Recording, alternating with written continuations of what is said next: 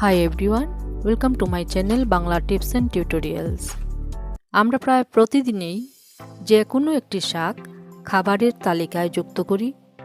শরীর সুস্থ রাখতে নিয়মিত শাক খাওয়ার বিকল্প নেই। সহজলভ্য এবং দামে সস্তা ব্রাহ্মী শাক অত্যন্ত পুষ্টিগুণ সম্পন্ন। সাধারণ এই শাকে রয়েছে অসাধারণ অনেক স্বাস্থ্য উপকারিতা। এই শাকটি শুধু যে আমাদের রোগ প্রতিরোধ ক্ষমতা বৃদ্ধিতে সাহায্য করে তা নয়, এই শাকটি আমাদের আরও অনেক জটিল রোগের সমস্যা সমাধান করে। ব্রাহ্মী শাকের বৈজ্ঞানিক নাম ব্যাকোপা মনিয়েরি। গাছটি আকারে ছোট, এর কাণ্ড এবং পাতাগুলো রসালো প্রকৃতির, ফুলগুলো বেগুনি শ্বেতাভ। সাধারণত ভেজা এবং স্যাঁতসেঁতে মাটিতে এই শাকটি বেশি বৃদ্ধি পায়। অনেক সময় বাড়ির আনাচে কুনাচে এই শাকটি দেখতে পাওয়া যায়। আগাছার মধ্যে বেড়ে ওঠা এই শাকটির অনেক গুরুত্ব রয়েছে, যদিও অনেকে এই শাকের গুণাগুণ না জেনে অবহেলায় আগাছা ভেবে ফেলে দেন, তবে এবার থেকে আর ফেলবেন না। আজকাল বিভিন্ন কারণে আমাদের মধ্যে মানসিক চাপ বেড়ে চলেছে, যার ফলস্বরূপ বুদ্ধি, মেধা, স্মৃতিশক্তি দিন দিন হ্রাস পাচ্ছে। এইসব ক্ষেত্রে বাজার চলতি ঔষধের উপর ভরসা না করে প্রকৃতির অফুরন্ত ভাণ্ডারের উপর ভরসা রাখতে পারেন। যুগ যুগ ধরে আয়ুর্বেদ চিকিৎসায় এই ব্রাহ্মী শাকটি ব্যবহৃত হয়ে আসছে। বর্তমানে আধুনিক চিকিৎসা বিজ্ঞানও এই শাকটির গুণাগুণকে মান্যতা দিয়েছে। আজ আমার আলোচনার বিষয় ব্রাহ্মী শাকের বিশেষ কিছু উপকারিতা, আমাদের স্মৃতিশক্তি হ্রাস পাওয়ার কারণ, স্মৃতিশক্তি বৃদ্ধিতে ব্রাহ্মী শাক কীভাবে সাহায্য করে, এই শাকটি কারা খাবেন এবং কারা খাবেন না তা সম্পর্কে। ব্রাহ্মী শাকে রয়েছে অ্যান্টি ইনফ্ল্যামেটরি উপাদান, যা গ্যাস এবং হজমের সমস্যা দূর করে। যারা গ্যাস্ট্রিক আলসারের সমস্যায় ভুগছেন তারা নিয়মিত এই শাকটি খেতে পারেন। ডায়াবেটিস রোগীদের জন্য ব্রাহ্মী শাক খুবই উপকারী। এর মধ্যে উপস্থিত উপাদানগুলো ব্লাড সুগার নিয়ন্ত্রণে রাখে, সেই সঙ্গে হাইপারগ্লাইসেমিয়ার উপসর্গ কমাতে সাহায্য করে। বেশ কিছু গবেষণায় দেখা গেছে ব্রাহ্মী শাকে উপস্থিত একাধিক উপকারী উপাদান, যা শরীরে প্রবেশ করা মাত্র কিছু নিউরো ট্রান্সমিটারের কর্মক্ষমতা বাড়তে শুরু করে, যার ফলে এপিলেপসির মতো রোগে আক্রান্ত হওয়ার আশঙ্কা একেবারেই কমে যায়। ব্রাহ্মী শাক উচ্চ রক্তচাপ নিয়ন্ত্রণে রেখে রক্ত সঞ্চালন স্বাভাবিক রাখে, ক্যান্সার প্রতিরোধে সাহায্য করে। মৃগী রোগীদের চিকিৎসায়ও এই শাকটি ব্যবহৃত হয়। বাচ্চাদের স্মৃতিশক্তি এবং একাগ্রতা বাড়াতে ব্রাহ্মী শাকের কার্যকারী ভূমিকা রয়েছে। যুগ যুগ ধরে স্মৃতিশক্তি বাড়াতে এই শাকটি ব্যবহৃত হয়ে আসছে। মস্তিষ্কের জন্য অত্যন্ত উপকারী বলে এই শাকটিকে ব্রেন বুস্টারও বলা হয়। মানসিক চাপ কমাতে ব্রাহ্মী শাক অত্যন্ত গুরুত্বপূর্ণ। এই ক্ষেত্রে মস্তিষ্কে স্ট্রেস এবং অ্যাংজাইটির জন্য দায়ী কর্টিজল হরমোনের ক্ষরণ কমাতে শুরু করে। তাই নিয়মিত এই শাকটি খেলে মানসিক চাপ বা দুশ্চিন্তা অনেকটাই দূর হয়। যদি ভিডিওটি ভালো লাগে তবে অবশ্যই লাইক, শেয়ার এবং কমেন্টস করবেন। সাবস্ক্রাইব করে পাশে থাকবেন।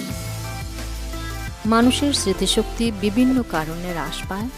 প্রথমত, অতিরিক্ত দুশ্চিন্তা ব্রেনের স্বাভাবিক কার্যক্ষমতা নষ্ট করে দিতে পারে।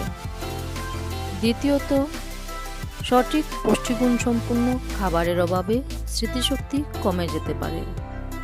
তৃতীয়ত, অতিরিক্ত ধূমপান এবং মদ্যপানের কারণেও স্মৃতিশক্তি কমে যেতে পারে। চতুর্থ পর্যায়ে, অপর্যাপ্ত ঘুম ব্রেনের কার্যক্ষমতা কমায়। একজন সুস্থ স্বাভাবিক ব্যক্তির দৈনিক 7 থেকে 8 ঘন্টা ঘুমের প্রয়োজন। পঞ্চম পর্যায়ে, প্রতিদিন কফি, চা, কোল্ড ড্রিঙ্কস পান করলে মস্তিষ্কের কার্যক্ষমতা ধীরে ধীরে কমে যায়। স্ট্যানফোর্ড বিশ্ববিদ্যালয়ের একটি গবেষণায় জানা যায়, একসঙ্গে একাধিক কাজ করলেও মস্তিষ্কের কর্মক্ষমতা হ্রাস পায়। আরও অনেক কারণ রয়েছে যার ফলে স্মৃতিশক্তি হ্রাস পায়।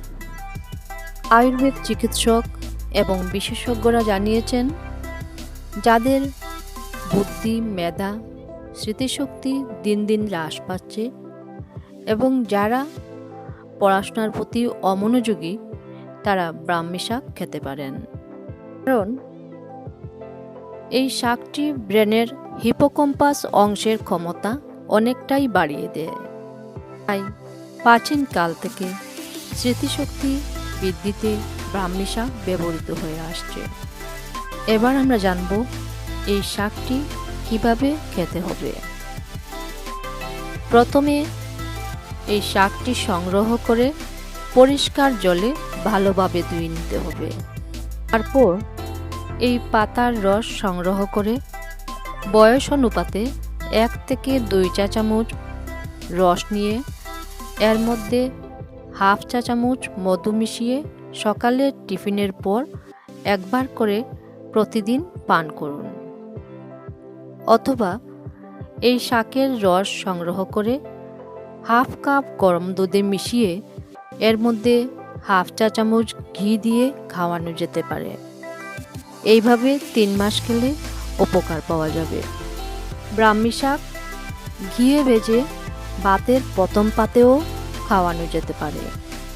তাছাড়াও এই শাকটি আরও বিভিন্নভাবে রান্না করা যায়, যেমন শাক ভাজি, শাক ভর্তা, শাক দিয়ে বড়া বা পকোড়া, শাকের মধ্যে সামান্য আলু মিশ্রিত করে এর মধ্যে চিংড়ি মাছ বা ছোট মাছ মিশিয়ে শুকনো তরকারি রান্না করতে পারেন।